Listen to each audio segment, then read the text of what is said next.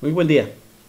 Hoy en Periodismo Nayarita, en entrevista, tenemos a un joven, él es Noé de Jesús Sánchez, quien viene a compartirnos una experiencia de vida, una experiencia de salud, algo muy personal. Noé, de antemano te agradezco el que hayas aceptado compartirnos esta experiencia y sobre todo que nos digas quién eres, de dónde vienes. A ver, Mira, comenta. tal como comentas, mi nombre es Noé de Jesús Sánchez López, tengo 35 años de edad, soy originario nací en Ixtlán del Río, crecí una parte en Villa Hidalgo, Villa Hidalgo Nayarit, hasta mis 10 años, y después de esos 10 años ya nos vinimos a vivir acá a Tepic, tengo ya, pues que serán 25 años aquí en la capital del estado. Y actualmente trabajo en el Ayuntamiento de Tepic y además, pues bueno, tengo otras uh, actividades. Pues te comentaba hace días, me llamó mucho la atención pues un posteo, como le llamamos ahora en tu muro de Face, donde compartes una experiencia que viviste referente a la epilepsia. ¿Por qué no nos cuentas un poquito de esto? A ver. Sí, claro, con mucho gusto. Mira, por allá en el 2007 fue cuando me tocó iniciar con este padecimiento, que de forma que yo desconocía, no creía yo inicialmente que esto era un problema que se daba desde que eras niño y pues bueno, no era una cuestión que se podía desarrollar de forma posterior en la adultez, como fue mi caso. Pero según me comentó el doctor, fue una consecuencia de ciertas situaciones emocionales, ciertas condiciones físicas, en este caso hablando definitivamente de excesos, que desencadenaron en una reacción física que fue en este caso la epilepsia. A mis 27 años padezco el primer incidente en el cine. Fui con mis amigos y al ir al baño voy y de repente ya no sé de mí. Al abrir los ojos despierto y pues bueno, me doy cuenta que estoy golpeado de la cara, sangrando, la lengua mordida y pues con cierto, ¿cómo lo puedo mencionar? Desconocimiento de dónde estaba y de muchas cosas. Me tomó varios minutos el tomar conciencia del lugar, de qué estaba haciendo yo ahí. Regresé posteriormente a la sala con mis amigos hasta que salimos de la función. Fue que ellos me vieron, se alarmaron, me llevaron al hospital porque me decían, es que traes sangrando la cara. Yo no me había fijado que me había pasado, solamente estaba algo dolorido. Me llevan al hospital, me revisan, me dicen, bueno, pues por el momento no sabemos qué pasa. Me comienza a dar mucha incertidumbre porque es la primera vez que yo había perdido el conocimiento en toda mi vida.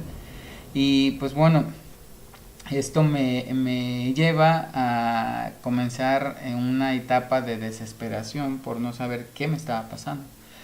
Entonces, en ese tiempo se suma a este padecimiento porque comienzo a desarrollar otros episodios de forma posterior.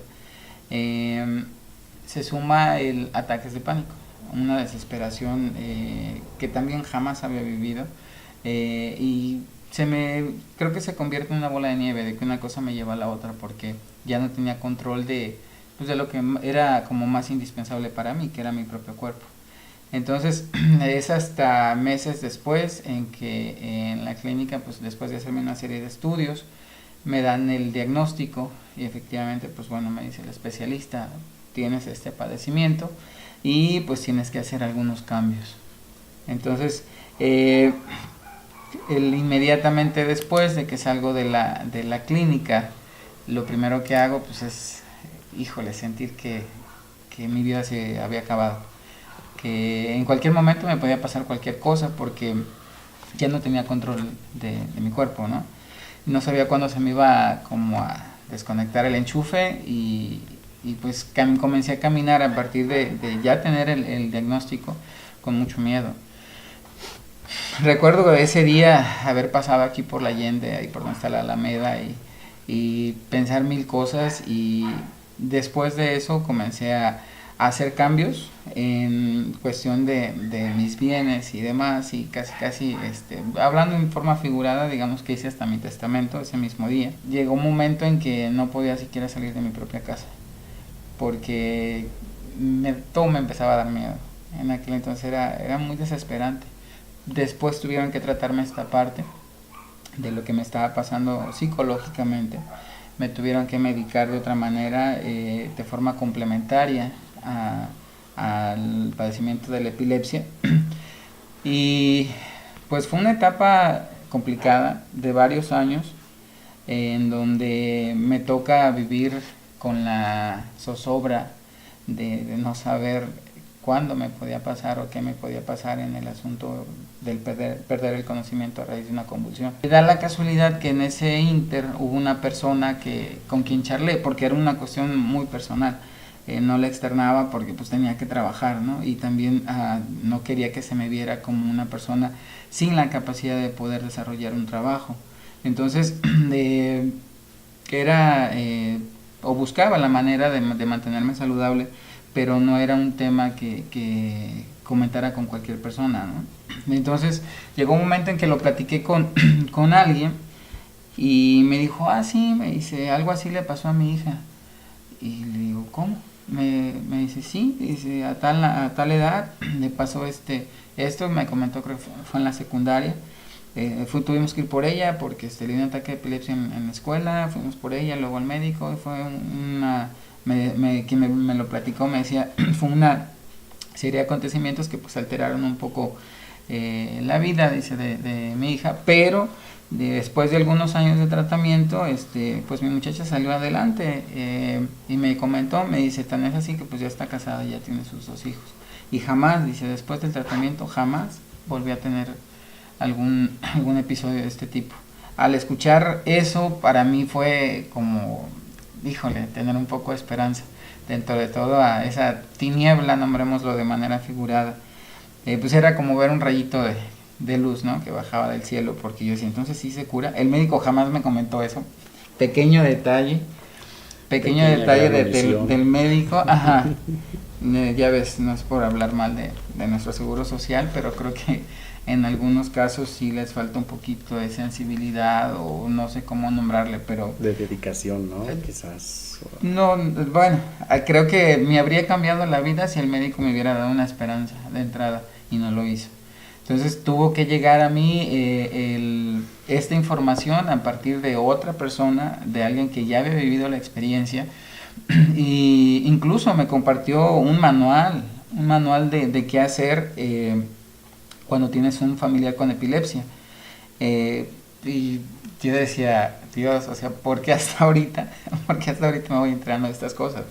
Y pues bueno, digo, todo pasa por algo, quizá había pruebas detrás que tenía que superar, tenía cosas que enfrentar, digo, ok, detrás de todo hay una lección, entonces creo que esto no es la excepción. Y así me pasó, me comparte el manual, me dice, mira, dice, lo que pasa es que con la persona con quien fuimos nos dio estos manuales para repartirlos entre las personas que tienen contacto que en ese entonces que tenían contacto con mi hija, dice, incluido yo. Entonces, ya con este manualito, pues ya ahí yo me di cuenta cómo te decían, ok, le va a pasar esto, le va a pasar lo otro, cuide esto, cuide lo otro, que si la lengua, que si se ahoga, que si...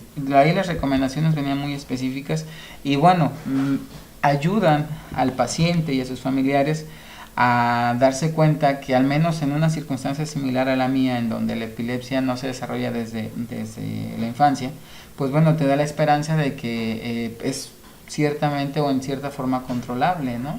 Entonces yo estaba a pesar de que yo tenía el medicamento, pero por estar desinformado sí vivía con algo de miedo. Y llegó el momento en que después de un periodo de tiempo un tanto amplio, después de 7 años, tuvieron que pasar 7 años, me mandan nuevamente al especialista, y me vuelven a hacer los estudios que me hicieron tiempo atrás, y ahora los resultados fueron diferentes. Afortunadamente, pues bueno, ya el veredicto, el diagnóstico ya me resulta favorable, puesto que aparezco ya saludable en términos de lo que me llevó a la enfermedad. Me decía el médico, me dice, es que ya estás curado. Digo, ¿y el medicamento? Me dicen, pues ya lo vamos a empezar a suspender. Me hace una programación de suspensión para de forma gradual ir haciendo la reducción y llegar al momento de no tomar nada. Y sí me genera cierta incertidumbre porque digo, híjole, pienso por un momento que me estaba yendo muy bien porque estaba con el medicamento, pero ¿y ahora? Que ya no lo voy a tener. Me dice el médico, no, es que ya estás curado, ya estás bien, o sea, saliste muy bien de los estudios, todo está bien.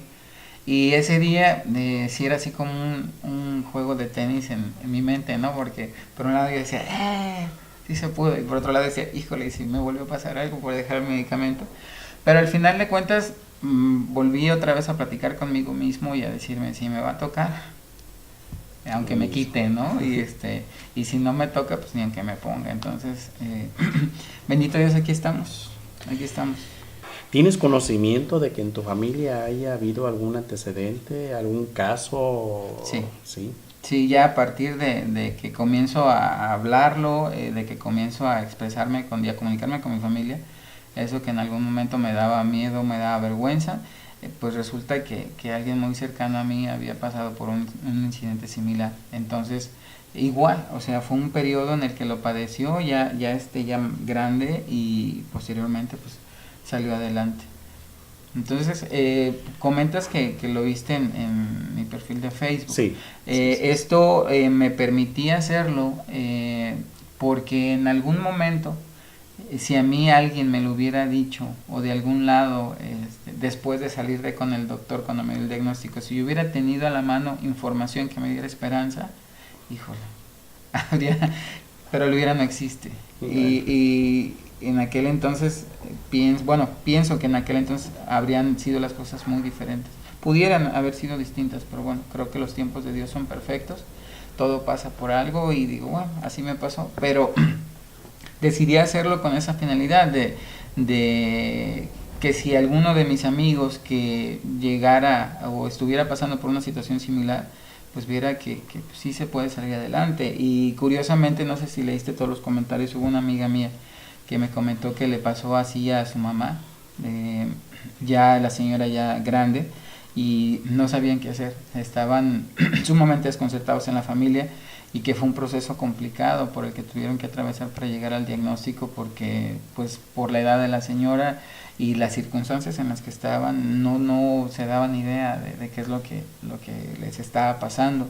Y me comentó mi amiga, primero me agradecía por haber compartido esta información tan personal, y segundo, igual comentaba la parte, o me comentó la parte, ahí lo puedes ver en los comentarios, en donde me estaba, agradecida con la información porque también le daba cierto nivel de esperanza y de confort al leer lo que había escrito. Cuando hablabas al principio de que se debió a algunos excesos, ¿cómo a qué te refieres? ¿Alcohol? ¿Qué es? ¿Qué tipo de excesos? Mira, en aquel entonces atravesaba yo por una etapa emocional complicada, una situación familiar complicada, y con excesos me refiero a mucho desvelo, a mucha fiesta, me refiero a mucho alcohol y me refiero a drogas. Entonces, probablemente todo ese conjunto de excesos, pues te llevó a que tu sistema dijera, ¿sabes qué? Pues andas mal. Así es. Y aunado al antecedente familiar, pues Así como es. que ya estaba casi programado. Sí, fue una consecuencia, definitivamente. Yo creo que hoy creo firmemente que nuestras emociones se reflejan en nuestro cuerpo. Creo que lo que no dice nuestra boca lo grita nuestro cuerpo. Hoy lo creo porque lo he vivido en más de alguna ocasión, y este pensamiento me ha ayudado a estar más saludable. Me he dado cuenta como, por ejemplo, cuando hay cosas que me ahogan por querérmelas callar por circunstancias, luego me estoy muriendo de tos.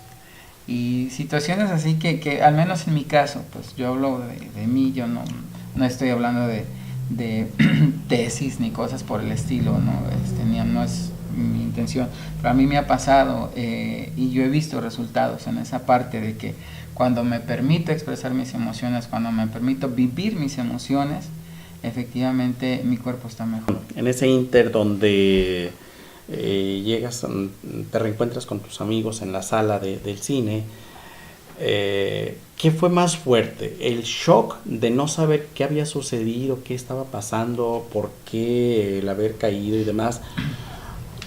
¿Era más fuerte esto que el dolor físico mismo? Sí, la incertidumbre de lo que me estaba pasando. Por mi carácter, solía ser, hoy he aprendido a fluir con la vida. Solía ser un amante del control, perfeccionista y amante del control. Sí, a mí me encantaba tener el control de las cosas, la pulcritud en lo que yo hacía. Y en ese caso, lo que más me dolía y lo que más me golpeó no fue el lavabo donde pegó mi cabeza, no fue el piso, no fue eso. Lo que más me pegó y lo que más cambió mi vida, más impactó lo que yo era la incertidumbre de no tener el control de las cosas. Fue una sensación sumamente incómoda, o sea, cuando abro los ojos y primero es voltear y decir, o sea, no tener a la mano información en la memoria, es como que cuando la computadora se te traba. Y ya decía, volteaba, tardé un ratito, hablamos no sé, como un minuto y medio, decir, ok, estoy en un baño, ok, después de eso, ya después caigo en la cuenta que es el baño de un cine, y después digo, ok, yo estaba aquí por esto, y comienzo otra vez a hilar ideas, comienzo a recordar, porque no sabía ni eso cuando regresé de este primer percance, y me toma más o menos salir del baño como unos 4 minutos, más o menos. Después de esto me dirijo a unas como bancas pequeñas que había en aquel entonces en el ingreso al cine. Y ahí me estuve un buen rato. Tratando de recordar qué estaba haciendo yo ahí. Y ya después de eso ya recordé que estaba yo en una sala, que iba con algunas personas, que iba con mis amigos. Y ya fue cuando regresé para el lugar y ya dije, ok, estamos sentados por aquel lado, llego, no digo nada, me dan carrilla mis amigos, porque me tardé mucho. No les dije absolutamente nada, yo no pronuncié palabra, se acabó la función, salimos y al salir a la luz es cuando se da esta situación con mis amigos. La cuestión del carácter que comentabas, ¿fue uno de los cambios en tu vida o sigue siendo igual? No, definitivamente fue creo lo más importante en estos cambios, la actitud, el carácter, la forma de enfrentar la vida. Me tocó atravesar por situaciones complicadas hablando económicamente, complicadas hablando en términos emocionales, y aprendí voluntariamente a fuerzas que la clave era la actitud. También es importante no perder de vista, al menos en mi caso, yo pienso que no hay trabajo, no hay actividad que esté por encima de mi bienestar. Porque si no me tengo a mí, no tengo nada. Si no tengo salud, o sea, no cuidar mi salud es, ahora sí lo pienso, no cuidar la salud es como que un agricultor no cuide sus herramientas. No tienes con qué hacer las cosas. Entonces, tiene que ver por ese lado el asunto, y definitivamente el aspecto emocional es en donde más tuve que hacer cambios. Ahora te digo, soy de la idea de que la vida cabe en una mochila. Si tiene solución, dijeran todo el mundo, ¿no? Si tiene solución, pues ¿para qué te preocupas? Y si no tiene solución, pues ¿para qué te preocupas? Y bueno, se dice fácil, se dice muy fácil, pero entender esta dinámica de fluir, de entender que pues hay cosas que no vas a poder controlar, es un poquito retador, porque no cualquiera. Entonces, esas fueron de las cosas que me tocó asimilar en este tiempo, y pues bueno, me han estado beneficiando para enfrentar retos todavía más grandes y salir adelante. ¿El apoyo en estos años fue más fuerte por parte de tu familia o por gente externa? Pues afortunadamente fue más fuerte por el lado de mi familia. Por el lado de mi familia, una parte, porque no con todos la platiqué. De hecho, en la publicación que tuviste, hubo cierta parte de mi familia que se dio cuenta apenas. Entonces sí es cuando ya me abro y lo platico ya que lo superé. Y digo, pues bueno, así están las cosas. Igual hay familia que todavía se acerca más para conmigo. Me dicen, es que ¿por qué no nos dijiste? Y digo, no lo sé, hubo razones. Y ya pasó, estamos aquí y vamos a ver qué podemos hacer de aquí para adelante. Lo que ya pasó, ya pasó. Si hubiera que pensar en un título para esta experiencia de vida, inclusive, ¿no? Sí. O sea, porque es algo... Tendría que ver algo con esperanza, algo que tiene que ver con el asunto de la esperanza, o sea, porque sí se puede, o sea, si hay quien, bueno, hay casos como el mío, definitivamente se tiene que consultar a un especialista, pero en casos como el mío sí hay esperanzas de sanación. Para quien tiene el problema, es un poco complicado porque habrá que conocer que cada caso, bueno, es diferente, pero sí compartir, sí me gustaría compartirles que en mi caso yo encontré mucho consuelo, uno en mi caso, sí, al acercarme con Dios, al permitirme expresarme, al permitirme sentir y al pensar y convencerme que lo mejor estaba por llegar. En el caso de los familiares o quienes tienen a alguien cercano con el padecimiento de la epilepsia, la recomendación plenamente es que se informen. Que se informen. En un momento mi grupo más cercano de amigos y se asustaron mucho, al igual que algunos de mis familiares. Para concluir, sería también el acercarse con el médico y ahora sí que pues sacarle toda la verdad, ¿no?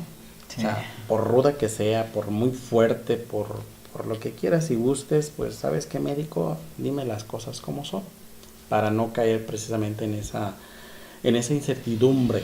Así es. Por desconocimiento inclusive, ¿no? Que te desatan miedos, fobias y demás. Así es. Pues algo que quieras agregarnos. Pues de mi parte, como lo compartí por Facebook en mi perfil personal, es solo reafirmar la parte en la que digo que para mí, respeto todas las ideologías de todo el mundo, ¿no? Pero en mi caso Dios existe, Dios obra en mi vida de una manera extraordinaria, de una manera perfecta, y esa convicción me ha ayudado y me ayudó a salir adelante, y sé que me va a ayudar todavía porque lo mejor está por venir.